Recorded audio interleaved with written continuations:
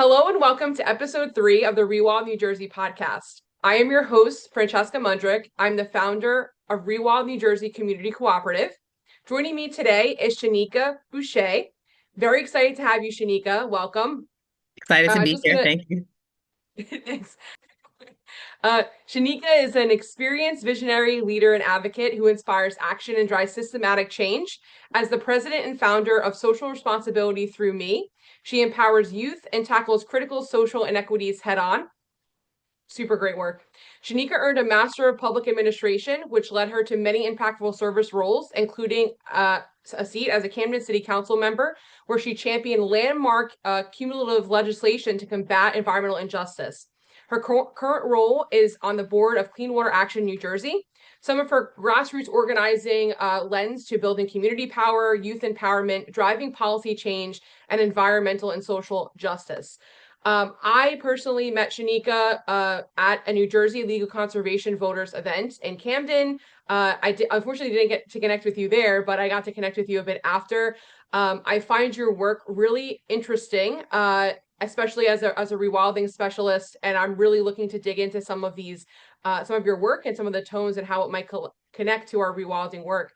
So let's turn it over to Shaneka. My first question for you is tell us a little bit about the mission of social responsibility through me and also your work with Clean Water Action New Jersey.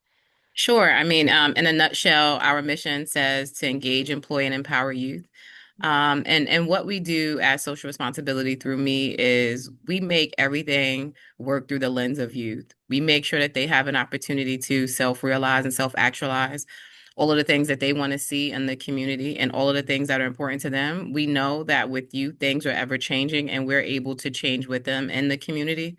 And we help them see that everything that they want to do, and everything that they want to be, they can do it within their community, and that they should stay within their communities, to help actualize all of the things that they think are possible. And so basically, that is our work in a nutshell. My work on Clean Water Action really became as a part of my work on City Council. It was really correlated and just understanding how water really is the base of everything. And I really resonate with what they try to do because they were thinking about clean water before people even knew that it was an issue.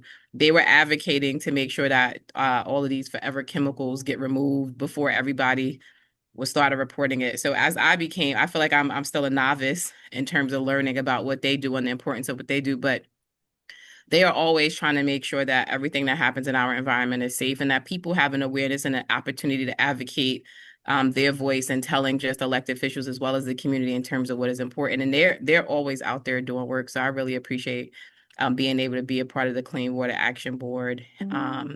As they are always trying to champion making sure that everybody has access to clean water. And sometimes I think we take it for granted, but I know that there are people who in Michigan wish, that they had strong, I would say, leadership as it pertains to that kind of advocacy because we don't want to be in a space like that in New Jersey. Right. Yeah. Yeah. Awesome. Um, yeah, I have so many things in my mind. Let's hop into some more questions. So you said a really interesting in your discussion of social responsibility through me. You said a really interesting set of phrases: self-realization, self-actualization, which I think is going to connect wholly to my next question for you. What does civic and community empowerment mean, right? Like what does that look like?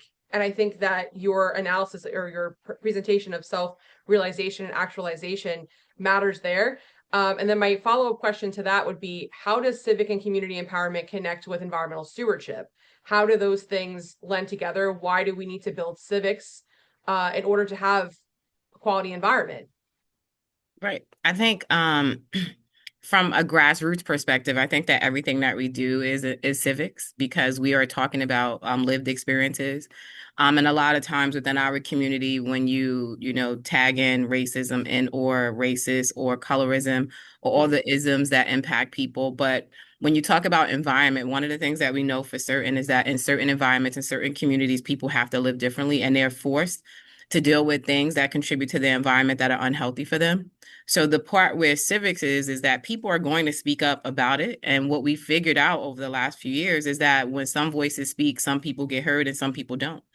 And so what we do in our organization is we make sure, sorry, I'm in a school, so you'll hear these buzzing. So what we do in our organization, we make sure that people's voices are heard, and that when they are saying things that are important to them about their health, about their way of life, about their way of being, that it becomes a place where we can get action. And a lot of people like to start with government, but we say that we can start with each other, and that government should be working with us, and that they are not necessarily the force that is going to drive the work, but locally in community, we're going to drive the work, and then government will have to come on board in partnership, because it really is going to be better for everybody, right? Because if we put government in charge of our health or well-being, if they make a decision that is not right for us, then everybody that is living there is going to be stuck with the decision of government. So government was never meant to be where solutions begin. And so I think within community, we create the solutions that we need. So for instance, if we need more food, it's great when an investor comes in with a supermarket, but why can't we teach people how to plant their own food, even in something as simple as in their backyards?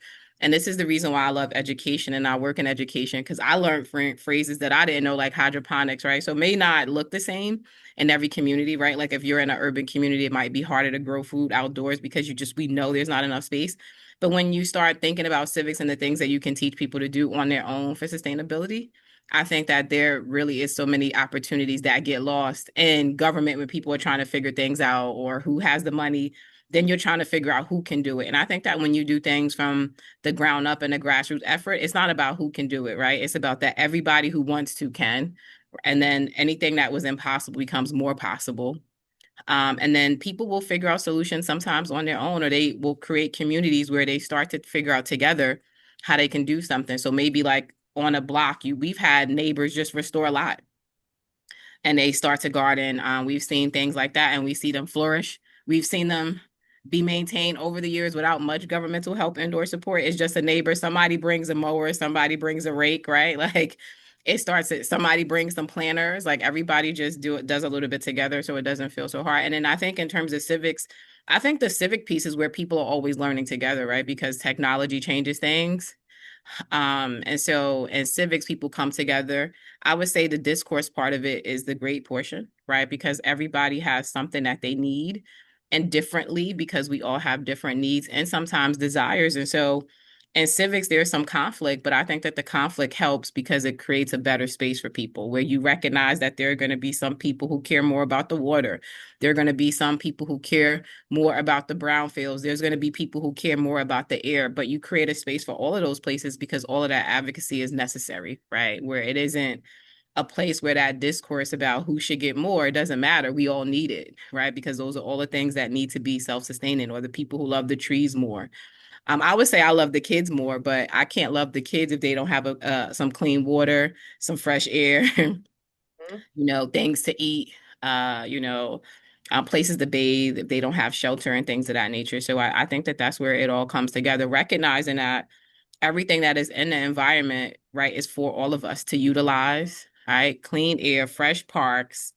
And like I said, I think that one of the reasons that we do the work that we do is because there has been times where people in the communities of color, especially, have felt like when they use their voice, nobody listens. And so it is necessary for civics and to make people feel like their voices should be heard, and it can be heard with respect and dignity, because I think that people deserve that, especially when they're advocating for things that are important to them.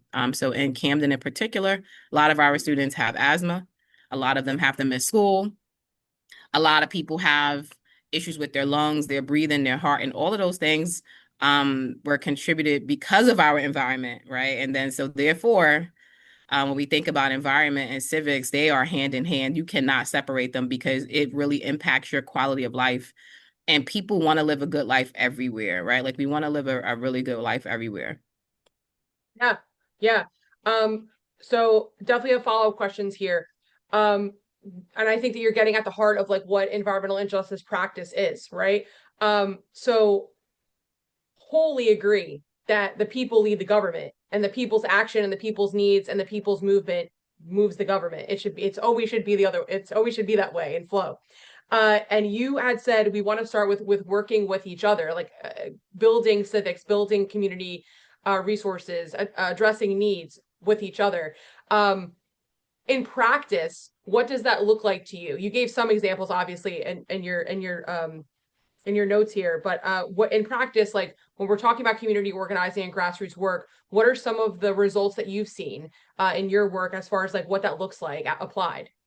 I mean, I think that that was the only reason that I ever got into government because of all of the work that I did in community. So I will honestly say to you, in my community in which I lived in Camden, when there was issues with gun violence, although people will just give all the credit to the police, well, as we all know, people didn't trust police. So in order for the police to be able to do community policing, is community is at the heart of it, right? So the police don't have to do most of the work if the community buys in and they want to see things change within their neighborhoods. They're talking to their grandchildren, their children, right? They're saying, hey, we should be doing things differently. They're the ones they're calling when they see different issues. They're gathering, right? So they're going to take the matters into their own hands and be responsive in that partnership. Again, the community don't really get a lot of praise for their work. Similarly, I've seen Camden has so many community gardens. We don't really probably give them credit for all the people that they feed, but they definitely feed thousands of families upon families all of the time. And they're not even making any money for it, right? Like we know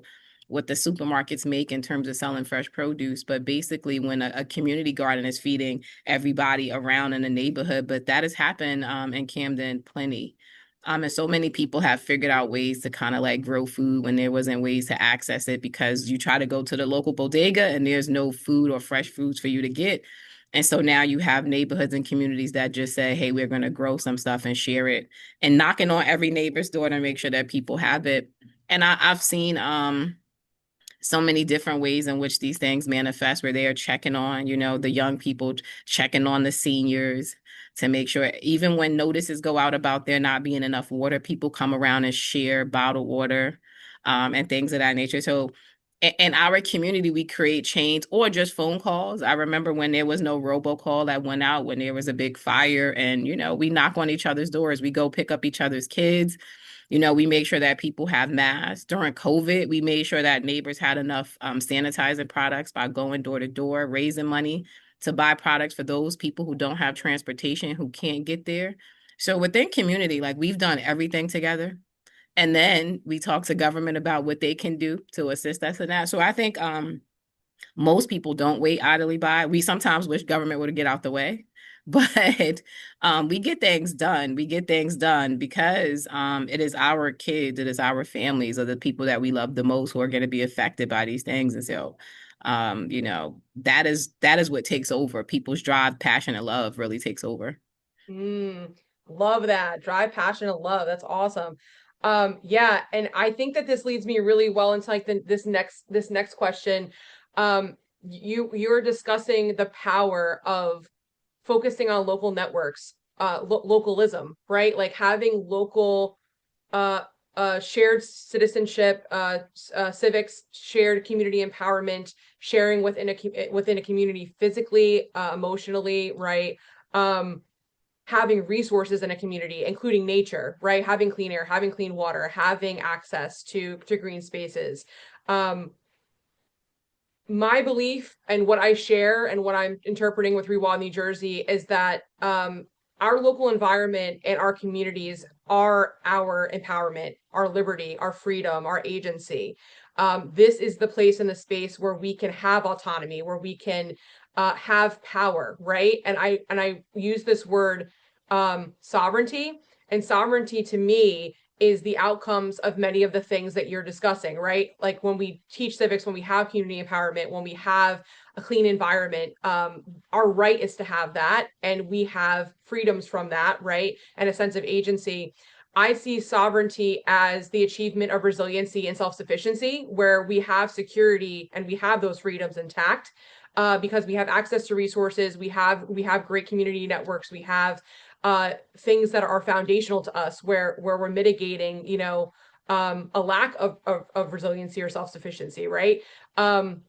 So I'll ask this, like, what does sovereignty mean to you? Like, what does sovereignty have to do with local communities and environments and some of your work that you've practiced?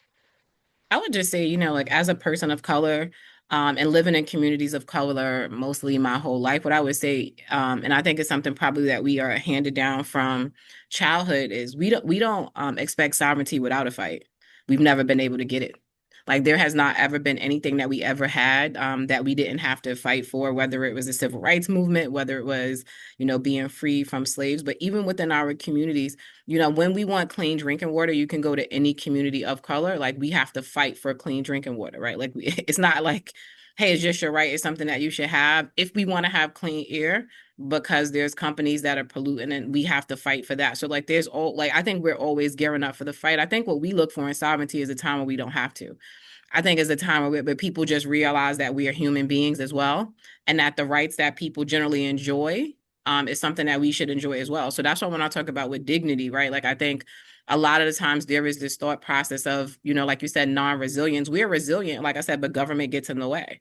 So like that advocacy piece is like, we already know that if you put a factory and black smoke comes out and when we're coughing and we're going to the doctor without a study, right? Because I think that that's one of the things that they do, especially in communities of color. They say, well, we got to get a study to prove it.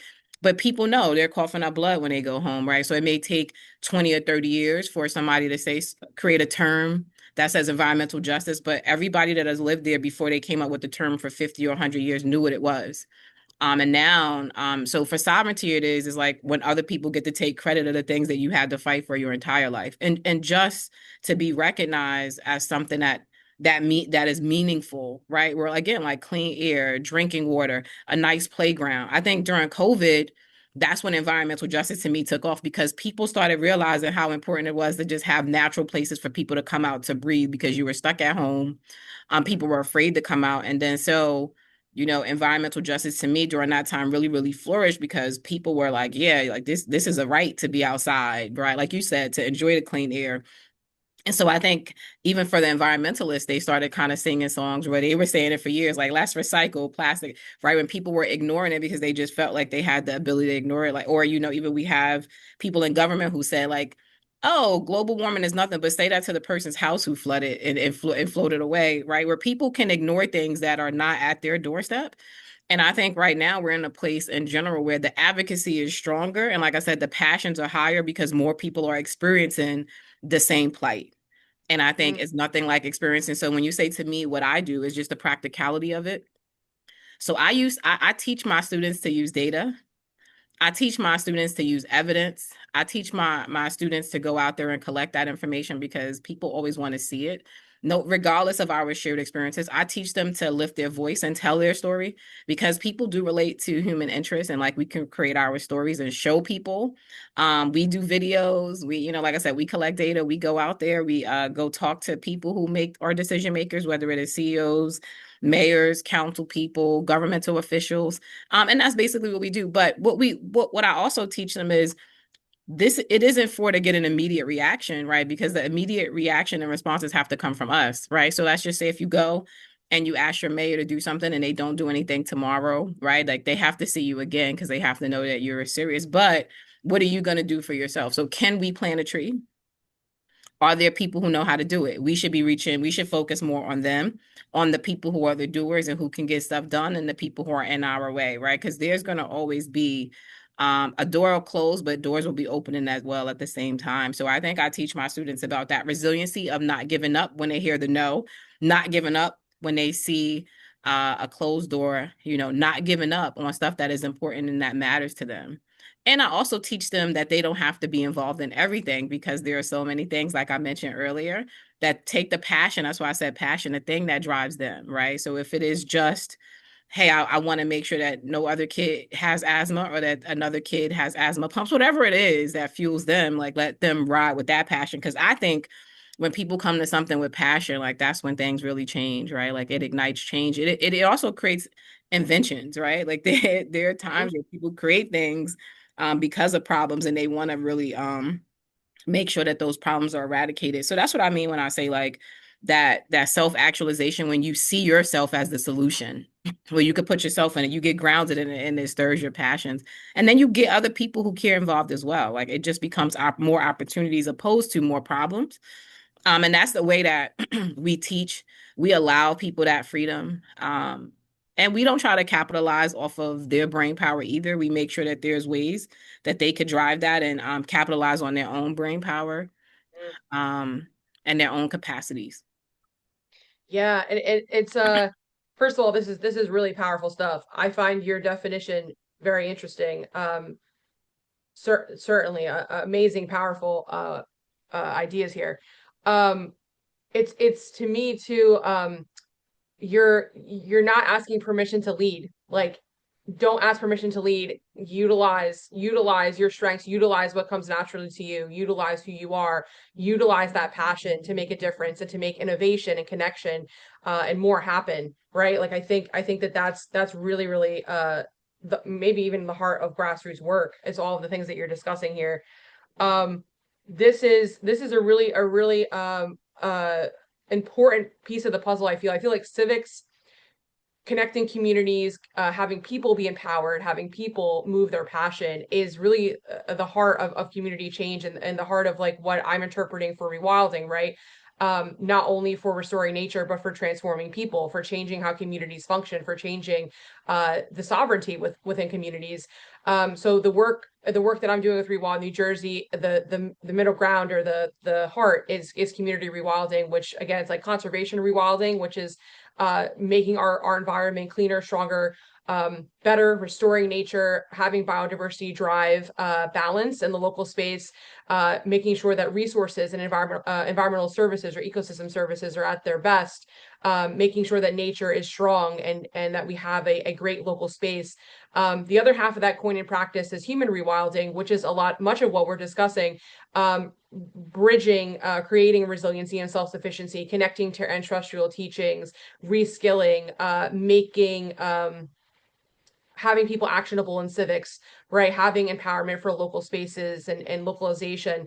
When I think of community rewilding and these actions and what all of these things mean, I'm interested to hear in practice and application, how do you think that urban communities can benefit from this? And what are some ways that you kind of see the potential for bringing community rewilding to urban communities? That is a great question, but I think rewilding at its core is transformational.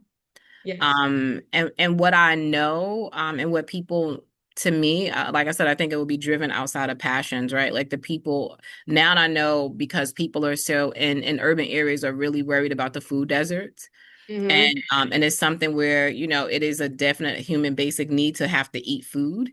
And people are caring about where they're getting their food from. A lot of the times when you look at supermarkets, you see all of these recalls and it's really driving people crazy, but they know like the food that they're getting, even at the market, is not really healthy food. And so people think about, can we grow our own food, right? And the autonomy that that creates, and what kind of food can we grow within an urban community, within an urban center. And the discourse that happens is, again, like, what land do people have to be able to do it? And when people want to do it on land, on their own land, government wants to come in and try to figure things out. And so I think, like I said, that voice, that fight, that advocacy that people do to just have that sovereignty and autonomy, like we were talking about, is that they create the space, but people are learning how to grow stuff in their own home. I've been in people's homes and they have like basil hanging from a plant inside the house. People are learning how to grow tomatoes. I've just seen people get more and more resilient, but that is because they're able to share knowledge. And I think like that's the key piece of the Rewild space, is like, how can we constantly share that knowledge? And this is the reason why I like platforms like podcasts, because I know people look at it. I call it YouTube University, where people are on YouTube and they're learning how to do everything. I know every time that I go in a person's house, I'm like, how'd you figure out how to do that? They like, I use YouTube. I follow the video. And I think, that just the place where you can have shared knowledge and shared spaces, because people learn how to do those things. Particularly in an urban area where there may not be as many resources or enough space to do all of the things that you want. But people get very creative. Like I've seen so many different things in people's backyards that you're surprised. But like I said, as long as people have that knowledge source and ways to, tell each other about how they can do the things that they want to do for themselves in terms of even preserving land. I've seen a lot of people take multiple backyards and neighbors, and they create things within their backyards and share spaces and environments like a mini park, right? Because they have children and they just open up a slit in the backyard and all the kids run. You put up the little plaything, you put up the little basketball hoop, and now you've created a park. And and a backyard. So I think people have figured out like through their own networks. And I think that that is important because then you have shared desires, right? So now it's not a big fight. And then the same thing within community spaces. There are a lot of parks, especially in Camden, have been transformed. And we hear about these big announcements and we're like, government did it. No, it was the people fighting and going back and back to, to council and going back and back to the neighbors to say, we need our parks. We need our parks. And making sure that they get their voices heard, especially around times like this, around election time. Like that advocacy is strong. Like, you want my vote, give me the spaces that we need to do stuff. And then just having the transformation in parks. And we see that the parks are always used for health purposes when somebody wants to take a run. People come out and then they have family gatherings in the park. People celebrate their birthdays, their weddings. So I think when I think about Rewild, I think about transformation because I see people connected. Like even on the waterfront, when they opened up the second half, I've seen engagements. Like I said, I've seen weddings, I've seen photo shoots. People love nature, and I think that's why I said it's transformational. And the more time that people spend in nature, like you see anxiety comes down, you see crime come down. And Camden just actually, it was reported that there was like no shootings in a whole summer. And I think that is because people are having more opportunity to be able to reconnect with nature. I don't think that like I think that people generally think it's an accident. When we did an event with an organization called Heart of Camden, they had some funding and that was like the first summer we spent to decrease the danger in that neighborhood. Same thing. Like we did events in open space. That was the whole grant. No violence the whole entire summer. So that's why I said it's transformational. Because all we did, we put DJs on the lots. Like every week, every other day there was a party. We did a tea party on the lot, like with the greenery. And people came out and had a great time. We had celebrations like and the more that people have opportunities to do that, like I said, they just connect. We did paint and sip on the lot, like just spaces where people did like anything you want to do, you could do in an open space, you could do it in a green space, and people enjoy it and they love it. And they kept advocating. Like once it was over and the funding was over, you didn't see people quit it. They kept advocating to have it again because they realized how much they enjoyed out of it. But especially in places where people are poor, that's what they said that they want most. Not they weren't saying the job. They like the job opportunity is great, but what we need is more opportunities to celebrate and to be outside because everything else is stressful, even looking for a job when I need it. But these opportunities to be in open spaces, like you said, rewilding, to be able to reconnect, just sit down on a blade of grass that is clean, right? Like sit down in a place where there's no litter. Like that just does something transformation to people. And that's what, it means to me, right? It's just transformation. When I hear rewild, I just hear transformation. And I hear again, like I said earlier, like love, like, and then you just see it. Like people are happy to be there, happy to get involved, happy to sustain. It's the evolution, when we all this information we've shared about like civics and restoring civics, restoring community empowerment, fostering these connections, fostering these transformations. Of course, sovereignty is the outcome, but the other outcome is simply just we love where we live, we love our communities, we love our space, and the more we foster that love, the more action there is for all these other things. Like that is the base is engaging people to love their communities, to have responsibility in their communities, to have agency in their communities. And that love is lending to all of these actionable pieces of the puzzle that make everything change. I think that this is a super, super interesting conversation and good addition to interpreting rewilding New Jersey and what that might look in practice. Certainly, community rewilding has very similar outcomes and practices, no matter if it's a rural community, a suburban community, or an urban community. However, I do think the applications and some of the nuances and how it's practiced are different based on the needs and the people who lead it in these different community spaces. So I thank you so much for representing the urban voice and representing some really interesting ideas. Again, into helping us to interpret rewilding New Jersey from your own experience, right? From your own experience and your own leadership. Thanks so much for coming on the podcast with me. This was great. I hope to see you again soon. I hope to do some work with you. Absolutely. Thanks, Francesca. Thank you for having us.